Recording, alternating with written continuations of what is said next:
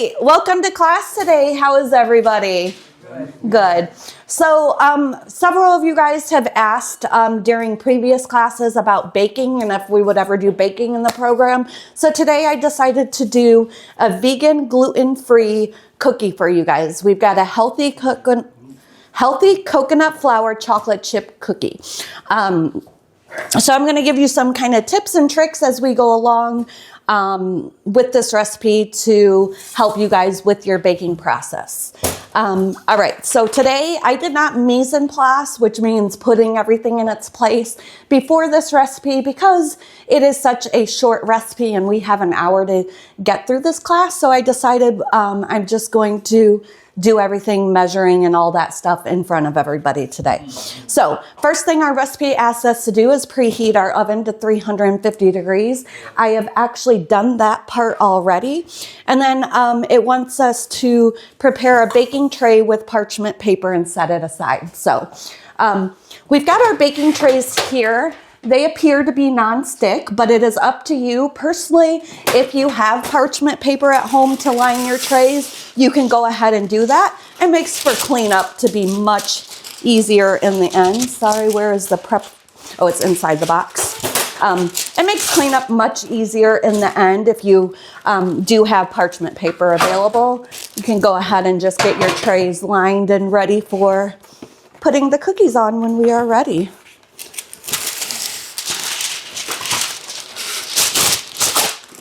On the spotlight, I get the lights out here. Yeah, it's that time of year. The sun is going down, and we just get that beautiful evening sunset in your guys' eyes, apparently. So we are going to double the recipe today, just so that you guys can have some cookies to take home and enjoy. We've got plenty of ingredients to be able to double things. I am going to grab one more recipe so I can have my measurements and stuff in front of me so I can see both sides of my recipe while I'm doing this. All right, so first thing we need to do in a medium bowl, we're going to mix together our almond butter, oil, and maple syrup. This is what we are going to call our wet ingredients. Yeah, of course. I can't get that off of there. There we go. This is what we're going to call our wet ingredients in a vegan cooking recipe. Normally your wet ingredients would be like your eggs, sugar, those sort of things would get creamed together first in a traditional cookie recipe. But today, because we are doing a vegan one, we're not going to have eggs and things in our recipe. So these are our wet ingredients. So we need a 1/3 cup of almond butter or any nut butter that you would prefer. So, you will find that these more natural butters sometimes will separate. You will see the oil in your jar. This is a fresh jar. It is not separated yet. But if you do find that the oils have separated in your nut butter, you just go ahead, give it a good mix, and it'll come back together. No, it's just that it's gotten to the point where it's separating. So when you are doing measurements, you want to make sure that you are filling up your cups appropriately. You don't want them to be overflowing. So that's 1/3. You're going to get another 1/3 cup in there. Now you can't use wax paper because it will burn, right, in the oven. This parchment paper actually is wax. Oh, okay. Should be okay. Yes, okay. I've never had trouble using it in an oven, so should be okay.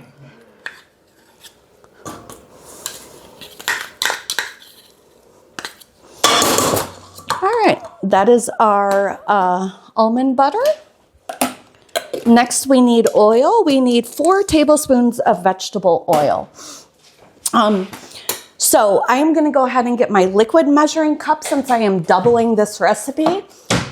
If you did not know, a 1/4 cup is 4 tablespoons. So, 3 tablespoons to a 1/4 of a cup. So I'm just going to make things a little bit easier here for measuring and use a cup rather than going and doing 8 separate tablespoons. So That means we need 1/2 cup plus 2 tablespoons. So, sorry, excuse me, mathing.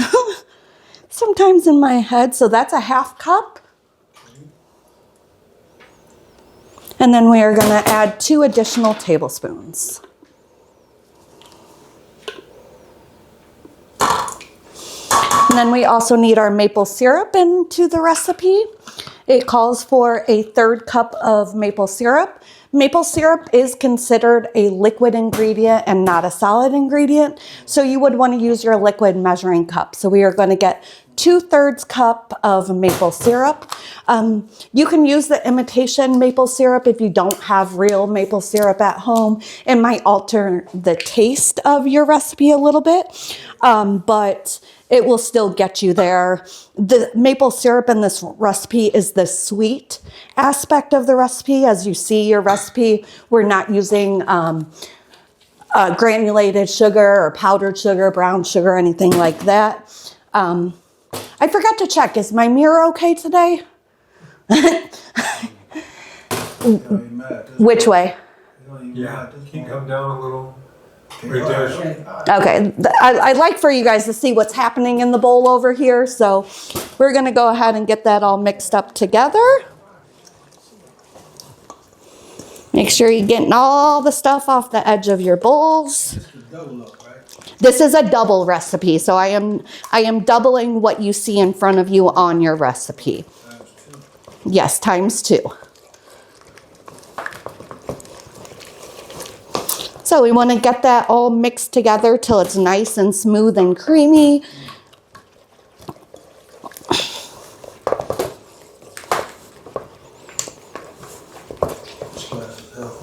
Oh, yeah. All right, that looks pretty good. We've got everything mixed in there really well. So then the next step we need to fold in the rest of the ingredients. We have a flax mill seed. Sorry, I didn't get myself a towel. I'm a little mess today, guys. The cameraman's going to be following me all over the kitchen.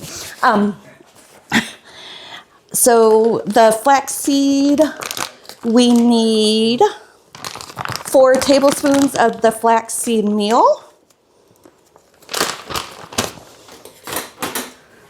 Just going to go ahead and give this a little wipe out. So we're going to add 4 tablespoons.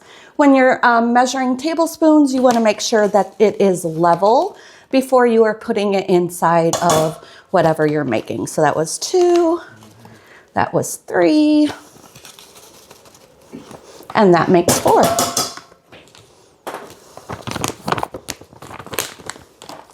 Set that to the side. We need 2 teaspoons of vanilla extract. You can use imitation vanilla, you can use pure vanilla, it's up to you. If you are using pure vanilla, you will use half the amount that the extract calls for because it is more concentrated. 1 teaspoon. If you get a little bit more in there than it calls for, all good. Sometimes I like to add a little more vanilla into my recipes, so if it does overflow a little bit, it's not going to alter your recipe, the consistency of your recipe when it comes out. All right, we've got the flaxseed. Vanilla. Okay, I don't know why the recipe says maple syrup twice. We've already put our maple syrup in here. I apologize, I did not. I didn't see that. We didn't see that. Flaxseed meal, maple syrup, vanilla extract, and steps 2 said put our maple syrup in. So we only add maple syrup 1 time to this recipe. I didn't notice it happened to be listed twice, so we got our vanilla extract. Our baking soda, we need 1 teaspoon of baking soda. A little trick for your baking soda boxes, if you scoop into your baking soda, this little cardboard lip here is a good way to level out your measuring spoon. So we had half a full teaspoon because we are doubling. Now we need a 1/4, so a 1/2 teaspoon of salt. When you measure, you never want to measure things like salt over your bowl, because you see things like that will happen.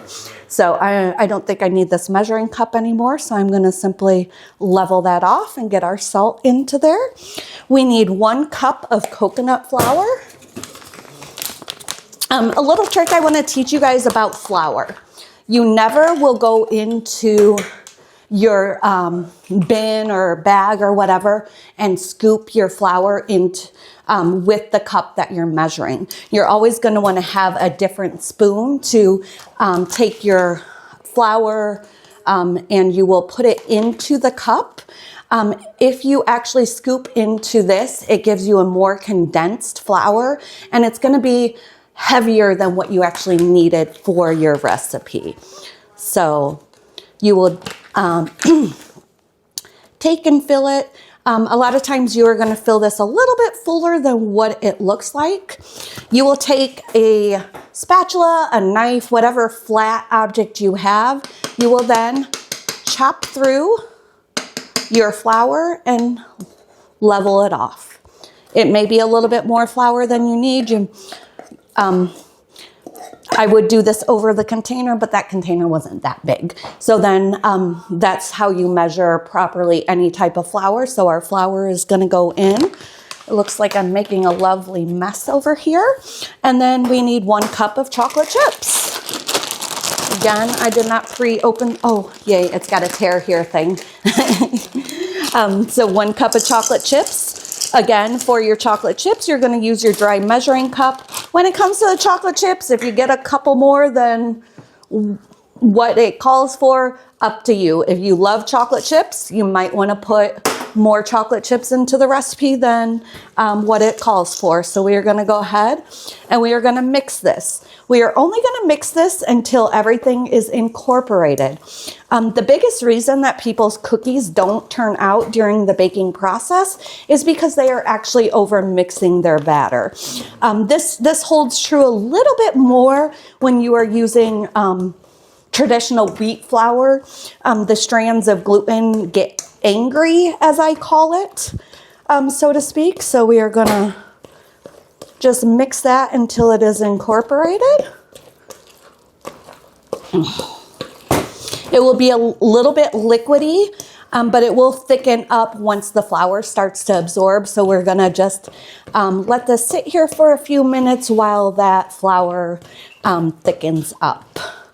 That's a double order? That is a double batch. Don't look like that much. Yeah, it does not look like that much. This recipe said it made 6 servings. I don't know if their servings were 6 cookies, 12 cookies, 2 each. Not sure what they consider a serving. I'm going to go ahead and just kind of clean up a little bit of my mess over here.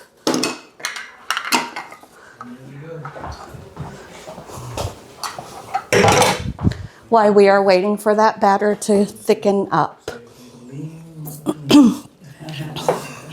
Yes, that's very true. My students at school, whenever I've worked in the kitchen, I've heard that phrase so many times. If you got time to lean, you got time to clean. So I've definitely heard that multiple times.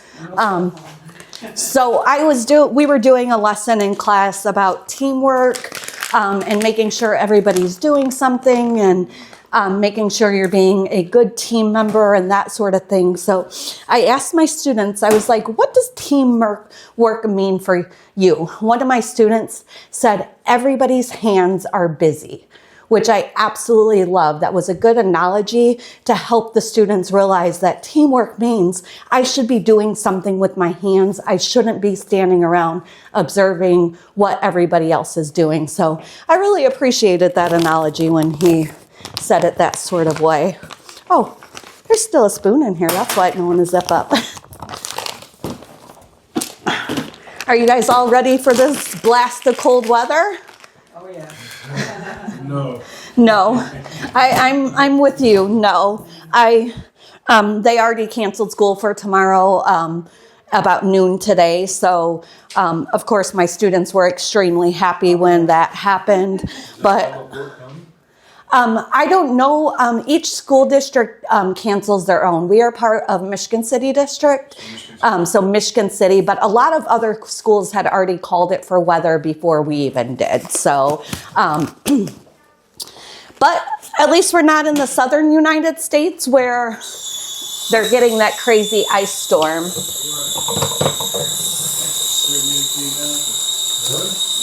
Yeah. Like the whole, like I think it said 30 states are under a state of an emergency right now because they're supposed to get a like blizzard type ice storm. I've got family, obviously you guys know, living in South Carolina, and they're supposed to be getting 3 inches of ice. And my nephew actually works on the lines, and he said that a ½ inch of ice is like 5 pounds on those lines. So luckily here where we live, we have the infrastructure, we have the plows, we have all the things that we need to make sure that if power goes out and all those things. I actually have heard my son said that his friend that works for NIPSCO, they've already sent trucks to Alabama, I think he said. So, you know, they definitely step up north and send people down south when things like that happen. But they said it could be very devastating for the southern states. Yeah, so this is worse than the snow. yeah. And that's the thing. But they don't have plows.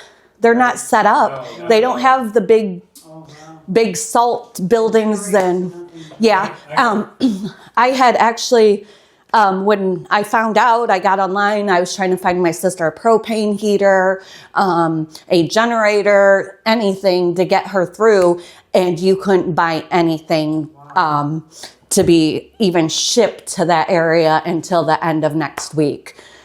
So it's craziness. All right, this is looking pretty good now. Yeah, right. Like all stuff, right? Our oven is preheated to 350 degrees.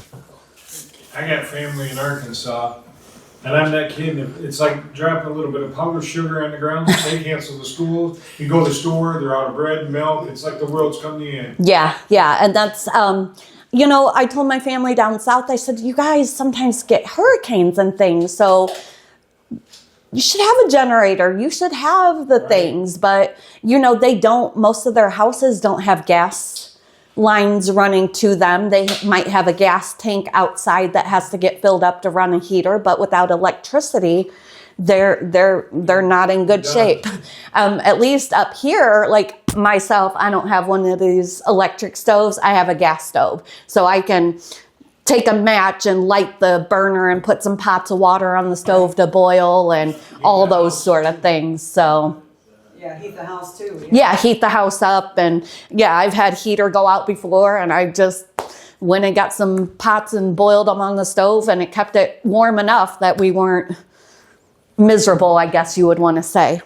All right, we are going to now take our prepared lined baking sheets.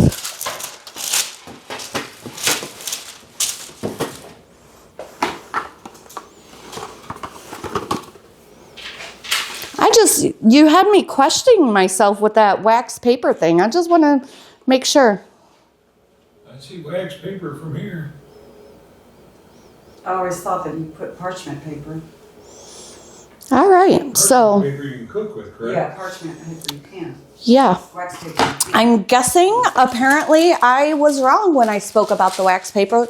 It does say not to put in a conventional oven. I swear I've done it before.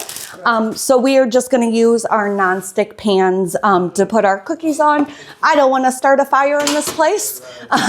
They probably won't let me come back.